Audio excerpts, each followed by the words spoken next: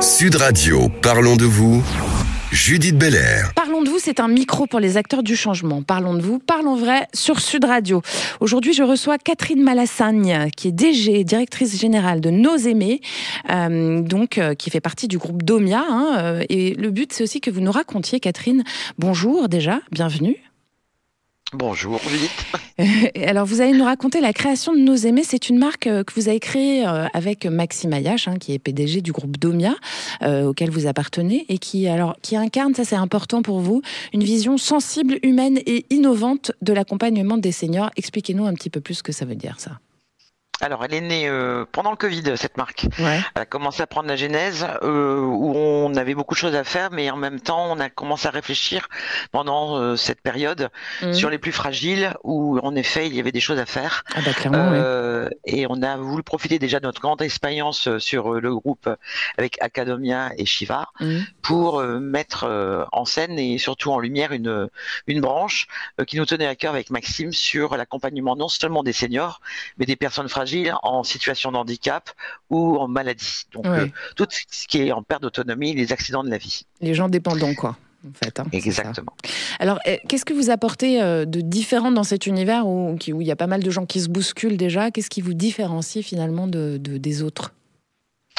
Alors, comment vous dire, je préfère dire qu'on se différencie d'une façon très humaine parce que on a tous vécu et on vit tous des situations d'aidants. Où on se trouve face soit à la maladie ou la perte d'un proche ou la dégradation aussi de nos parents et d'avoir une vision beaucoup plus de proximité pour aussi aider les personnes non seulement qui sont en situation difficile mais les personnes qui sont autour. Oui, c'est vrai qu'on en parle, on en parle maintenant des aidants, mais que c'est un vrai sujet, que souvent ils se retrouvent isolés en fait. Ouais, réellement, moi-même, j'ai vécu cet isolement pendant le Covid, où j'ai été très touché par ce passage où mes propres parents étaient dans une situation compliquée avec des maladies, des handicaps.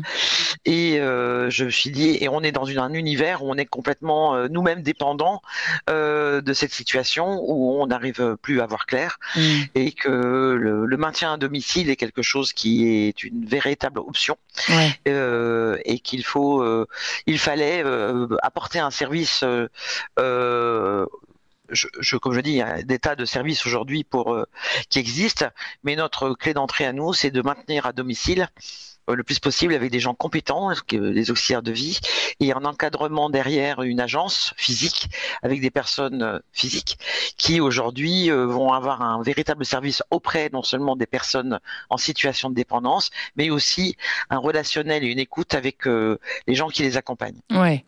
Alors le maintien à domicile, parlons vrai, sur Sud Radio, vous le savez, concrètement parlons budget. Il y a beaucoup de gens qui peuvent pas garder leurs parents ou les personnes qui sont autour d'eux en situation difficile chez eux parce que c'est un vrai budget d'organiser cela. Donc souvent ces gens-là finissent en EHPAD. Est-ce que justement vous avez réussi à proposer quelque chose qui permette, même quand on n'a pas forcément des énormes moyens, de garder cette personne à domicile avec les aides qui vont avec? Alors les aides, oui, il y a déjà une grande aide qui est l'avance immédiate du crédit d'impôt qui est lancée depuis très peu de temps, qui permet également aujourd'hui à beaucoup de familles d'en bénéficier et d'avoir il y a un plafond d'aide plus les aides, plus les handicaps, plus les familles. Nous on s'adapte à chaque famille. D'accord, c'est du sur-mesure derrière, c'est du sur-mesure. On s'adapte avec chaque famille. Malgré tout, ça reste un budget qui est pas loin de celui de l'EHPAD. L'EHPAD, malgré tout, on va dire que c'est la même chose, quoi. Un peu le même type de budget. La même chose selon la dépendance. Nous, on est un véritable relais à la maison. Ensuite, on ne se substitue pas, et c'est pas du tout notre vision à l'EHPAD, qui est un choix et qui peut être aussi une nécessité quand la personne est complètement dépendante. Nous, on a un accompagnement à domicile sur une certaine chose parce qu'il y a des tas de personnes qui veulent rester chez eux, et qui est un accompagnement tant que les choses sont possibles, du 24-24 à 2 heures semaine, et selon la pathologie ou le besoin de la famille qui peut être différent selon les bénéficiaires et puis selon chaque famille également, où il y a des fratries où ils sont plusieurs, où c'est des décisions qui se prennent entre les aidants et les aidés. Ouais.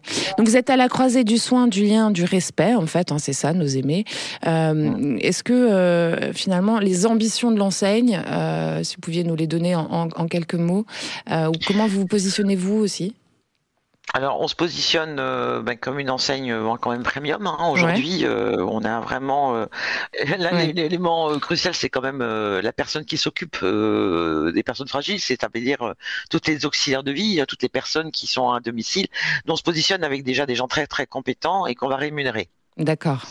Qu'on va rémunérer, qui est très important, qu'on va rémunérer, qu'on va accompagner aussi pour avoir. On a des aides-soignantes qui nous rejoignent aussi et qui ont aussi cette envie de travailler à domicile avec leurs propres bénéficiaires ou clients. Je préfère dire les deux.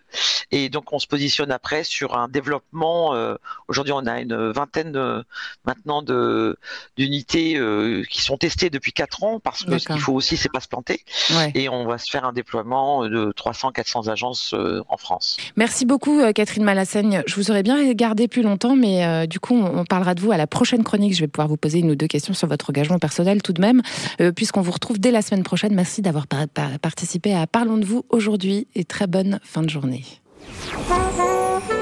Sud Radio, Parlons de vous, Judith Belair. C'était excellent, merci Nicolas Destiendorf et Denis Estève, merci beaucoup d'être venus partager avec nous ce soir pour cette première de la saison, c'est un grand bonheur. Nicolas Destiendorf, je rappelle votre livre qui est très agréable à lire, bravo, merci. Comme d'habitude. Simone Signoret, Histoire d'un amour, c'est chez Calman Lévy et je le recommande.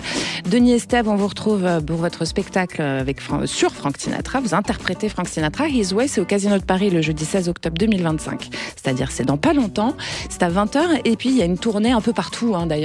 Absolument, oui. Jusqu'en 2027. Oui, en Belgique.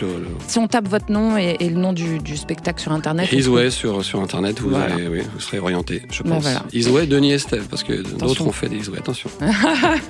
Allez, merci à tous de votre fidélité. C'est excellent. Votre émission qui crée le lien sur Sud Radio. On se retrouve dimanche prochain à 19h pour écouter de nouveaux destins excellents. Puis juste avant, ça sera Parlons Femmes le samedi à 13h30, vous le savez.